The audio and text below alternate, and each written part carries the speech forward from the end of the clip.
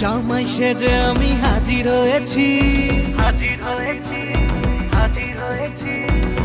উপহার কি কি পাবো লিস্টি করেছি।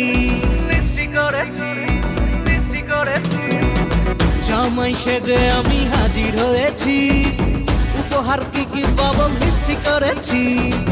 জমিয়ে খাবো আমি ইলিশ মাংস কই, খাবো আমি চেটে পুটে মিষ্টি সাথে দই।